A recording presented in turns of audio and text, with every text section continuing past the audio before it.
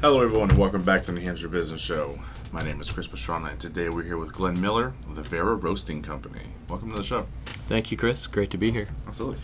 So cool. So let's get started. Tell me a little bit about yourself, and we'll move on to the company. Sure. I'm an organic chemist. I was trained as an organic chemist many years ago, received a PhD in organic chemistry from Clarkson University, went into industry for a few years, and ultimately decided I wanted to get into academia and teach and do research. And I found my way to the University of New Hampshire almost 25, I guess it'll be about 23 years this fall.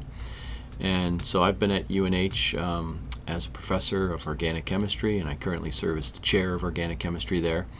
My background is in studying interesting organic compounds with all sorts of interesting chemical and physical properties, and that certainly includes a compound called resveratrol, which is an all-natural ingredient that Mother Nature places in the skins of certain red grape species.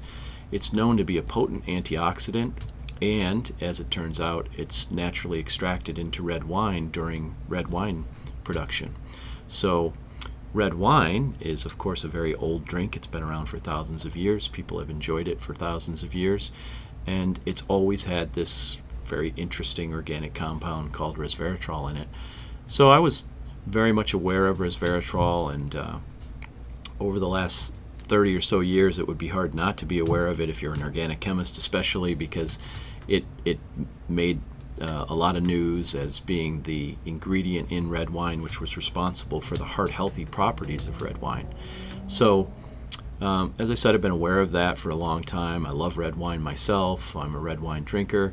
And I started thinking, I wonder how we could get resveratrol a little bit more into the mainstream. Not everybody is a red wine drinker.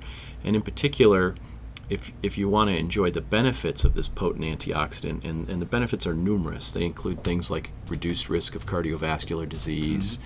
They include reduced risk of other diseases, including those associated with aging, like cognitive decline, Alzheimer's, dementia, etc. Yeah. If you want to enjoy the benefits of these things, you've got to really make resveratrol a regular part of your diet. So I started thinking, how can we make resveratrol a regular part of the diet above and beyond red wine? Turns out it's not in too many other foods. There's tiny bits of it in a few other things, but not very much other than red wine. And so in addition to being a red wine lover, I'm also a coffee lover, and I think I was in the shower one day, and the idea struck me, like, what about putting resveratrol in coffee? Yeah. So that ultimately was the genesis of our company, Vera Roasting Company. Vera is just simply the middle of resveratrol, that very important antioxidant found in red wine. We spent some time, actually several months, developing a process, a technology to infuse the resveratrol into coffee beans right after roasting. And then we formulated it in such a way that every cup that you brew delivers the same amount as you'd get in a typical glass of red wine. That took a couple of months to figure out, but once that was done, Vera Roasting Company was off and running. And so I'm an organic chemist, I'm a professor at UNH, chair of the chemistry department, and now I'm an entrepreneur with this startup company, which is really trying to introduce resveratrol into the American diet in a very different way than it's traditionally been available. That's pretty cool. So, this is probably a dumb question. Does the resveratrol have anything to do with the taste, or is that just something that's in it? That's a great question. So Mother Nature places resveratrol in the skins of certain red grape species, and she places it there for a reason. It actually acts as an antioxidant for the grape plant as well. So if the plant is under periods of stress, maybe it's drought, maybe it's pest infestation, something going on that's stressing the plant out, the production of resveratrol gets ramped up. Mother Nature produces more, and it moves from the skins into the meat of the grape, if you will, and protects the entire grape plant. It has, because it's present in the skins have a lot of other compounds in them which can lead to a bitter taste, but purified resveratrol, which is what we use, has no flavor, has no taste whatsoever, but it does change the body of the coffee. So when you put a cup of our coffee or a sip of our coffee in your mouth, you'll feel that it's very smooth. Yeah. And so we hear over and over again from our customers that our coffee is the smoothest coffee they've ever tasted. In fact, just this morning I was meeting with a customer who was over at our shop and trying a cup of our coffee, and he said, "Wow, so smooth." First words out of his mouth, "So smooth." And that's just so typical. So the resveratrol doesn't change the taste, but it improves the coffee because it makes it very smooth. Okay. Kind of like a smooth glass of red wine. Now, I should mention, although we take the resveratrol from the skin of the red grape, we don't take any other part of the wine, so there's no alcohol in our coffee. There's no sulfites or tannins or other parts of the red wine, just the heart-healthy antioxidant. Okay. That's pretty cool. Yeah. So we call this product Coff V with a V to distinguish it from regular coffee. The V comes from Vera Roasting, and Vera comes from resveratrol. Yeah. Okay. Yeah. Yeah. Pretty simple. Yeah. Nice, easy marketing around that, I could say. Yeah, we try. That's pretty cool. So, what was I going to go with that? So, it doesn't affect the taste, makes it smooth. How does it compare to other coffees? As far as, taste, you said the texture is smoother. Texture is smoother, yeah. I mean, coffee's big, as you know. It's big industry in this country and worldwide. And there are a lot of great coffees, gourmet coffees, which are readily available now. We made a conscientious decision at the start of the company that we wanted to put resveratrol into gourmet coffees that people would buy because they enjoy the coffee itself. Yeah. It's a delicious coffee. And so we carefully select our beans from small farms in a couple different countries, and we bring them here to New Hampshire where they are master roasted. And the coffee in the end is just truly delicious gourmet coffee with an added benefit. Mm-hmm. So I'm sure some of it's proprietary, but I'm trying to think of how much resveratrol would actually be in a grape compared to how much you need overall. Like, probably quite a process either getting a hold of it. I'm sure it can be refined somehow. Yeah, so it's well, not a pain. It turns out because the wine industry is so big that the skins of red grapes are actually a waste product in the wine industry, and that's where most of the resveratrol is held. Now, some of it was extracted into the wine during production, but there's still quite a bit of it there in the skin of the red grape. So we're able to get our hands on resveratrol pretty easily. As an organic chemist, I understand the extraction of the resveratrol ultimately into hot aqueous solution, and then it's recrystallized, which is part of the purification. In the end, we have this beautiful purified resveratrol, and it's not as expensive as you think it might be because the wine industry is so big. The process is a little bit intensive, though, but the actual cost of the resveratrol is not as expensive as you might think, and it doesn't change the cost of our coffee in a great way. We're selling a gourmet coffee, and if you look at our price point, it's consistent with other gourmet coffees. Yeah. So we're able to get it in there in a reasonably affordable way. We did in fact file for a U.S. patent to protect the composition of resveratrol in coffee, and also to protect the process that we developed to infuse it into the coffee. So we are the only ones who do this. I was actually about to ask that. Is there anyone else who does anything like this? Nothing with resveratrol. So we were awarded a U.S. patent last year in 2017, Nice. and that protects us for 17 years. So we'll be good there. What's nice about our patent is that it not only includes coffee with resveratrol, but it also includes other nutraceuticals. So, for example, a year or so after we started the company, we developed what we call our Sunshine Blend coffee, which has the resveratrol in it, but also has vitamin D. Okay. And the reason we did that is because we realized not only is cardiovascular health an issue with U.S. adults, and resveratrol can help there, but so are vitamin D deficiencies. 40% of all U.S. adults have a vitamin D deficiency, and people are really just in the last few years coming to grips with this. It's now become a regular part of blood work that you might have done before your annual physical, and more people are discovering I have a vitamin D deficiency. So what's wrong with a vitamin D deficiency? It's going to lead to bone health and heart health issues, and it's also going to lead to feelings of sadness. So in the wintertime in particular, as the amount of natural sunlight is reduced, a lot of people experience what is sometimes referred to as the winter blues. It's feeling kind of down and depressed.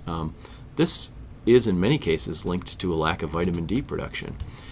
So if you're not getting your vitamin D from sunlight and producing it naturally that way, and here in New England that's not always possible in the dead of winter, then you can get it through supplements, and in this case through our product Coffee, our Sunshine Blend. So we started that, and that's become very popular, and I think it surprised us all that it remains popular even in the summer months when there's plenty of sunshine and plenty of natural vitamin D production. And that's because so many people lather up with sunscreen now, and sunscreen will cut down on natural vitamin D production almost completely. So they put sunscreen on their faces and other exposed parts of their body. There's so much aversion to being out in the sun these days that it's probably the reason 40% of all U.S. adults have a vitamin D deficiency. So we've got this technology which includes resveratrol, but other nutraceuticals, including vitamin D. And our latest innovation is called our Wellness Blend Coffee, which has the resveratrol plus CBD, which is the non-psychoactive ingredient in industrial hemp. Yep. It's been used for thousands of years in Asian medicine to help with pain and inflammation, to relieve anxiety, and even to improve sleep patterns. So our Wellness Blend has CBD in it as well. That's really good addition to the family. Yeah, the family of healthy coffees. Yeah. And we kind of consider ourselves to be pioneering this new category of healthy coffees. If you think about the hot beverage market, there's always been a link between tea and good health or a healthy lifestyle, and lots of teas are developed and promoted in that way. But coffee's kind of been left out of the equation, and more modern research indicates that coffee is all by itself already a healthful drink, and we're just making it even stronger on that axis. Yeah. So, is there a limit to how much resveratrol, like, the body really needs? Because I know we talked about just the average number of cups someone drinks. If they're getting a lot, would that have any health benefit or defect, I guess? Yeah, that's a great question, and it goes back to your earlier question, which I guess I didn't completely answer. And we had to figure out what do we want to do here in terms of the resveratrol concentration. Do we want to give people mega doses of resveratrol? Yeah. Do we want to give them super tiny doses? What do we want to do? And in the end, we said, let's stick with Mother Nature, and let's not reinvent her wheel. Yeah. So Mother Nature places resveratrol in the skins of certain grape species. That's how it finds its way into red wine in the first place. And we said, let's go and look at the concentrations of resveratrol which are found naturally in red wine, and let's formulate our coffee so that it matches that. So if you drink 1 cup of our coffee, it doesn't matter which variety it is, you're going to get the same amount of resveratrol as you'd get in 1 glass of red wine. So what if you have 2 or 3 or 4 cups? You're fine. You're absolutely within what would be considered normal ranges of resveratrol consumption by humans. Yeah. You have to remember, red wine is one of the oldest drinks. Other than water itself, it might be, one of the very oldest drinks that man has had. Goes back many thousands of years, and all those thousands of years, people have been consuming resveratrol at this concentration. Yeah. So it's a safe concentration, and it works there. It provides benefits at that concentration. Cool.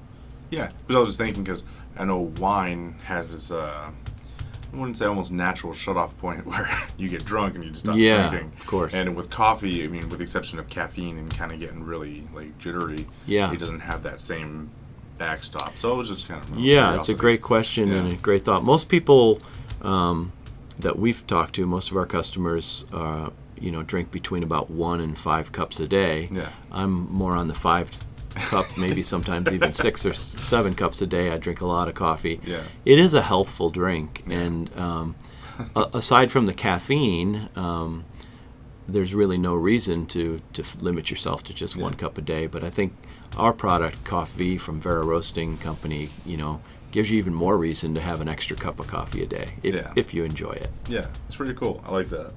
I'm trying to think. That's a lot. Is there anything else you wanted to cover real quick? Oh, so where you're looking to take everything? Because right now you guys are a smaller company. You're kind of a startup. Are we looking to powerhouse and kind of compete with some of the other larger brands?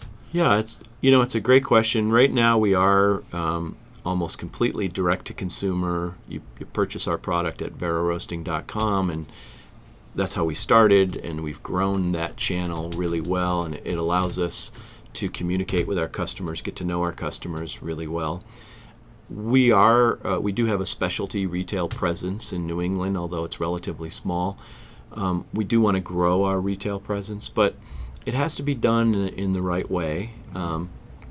We have this unique coffee, which is different than any other coffee you can buy, and we have to be careful that we're not just buried by other coffees. Putting us on a shelf of a major supermarket, for example, next to 50 other coffees, it's unlikely that most consumers would recognize that that's a special coffee there. So we're trying to figure out ways that it makes the most sense to get into retail, traditional retail. I think it's probably going to continue to be specialty retail, specialty food stores, those that really emphasize farm to table type process and natural foods and healthy foods. I think those sort of retail outlets make a lot of sense for us because the consumer walking in the door of those shops is already thinking along these lines. Major retail, the largest supermarket chains around the country, probably at this time don't make as much sense. We've got to grow the company and in a focused way initially, and then eventually when we build the brand, I think those things start to make some sense. There's also licensing opportunities. We'll see if there's if that's a fruitful pathway down the road. There are a lot of sales channels that we're exploring, but because we're a small startup out of New Hampshire, we're very nimble, and we can look at all these things and work on all these things at the same time. That's very cool. Yeah. Awesome. I like it. So people who want to learn a little more about your product and maybe even buy some, how do they get in touch with you? They get a lot of information off of our website, which is veraroasting.com. Vera is VERA, veraroasting.com. And they'll learn about our product, learn about our history, they'll learn about how we do things and why we do them, and hopefully become a customer and fall in love with the coffee. We have a really high return rate. Return customer rate is up around 70%, and so we know once people try it, they really like it and they come back. That's really cool. Yeah. I like it. So thank you so much for joining me today. It's been a lot of fun. I like unique products like this. They stand out really well in the market. It's pretty cool.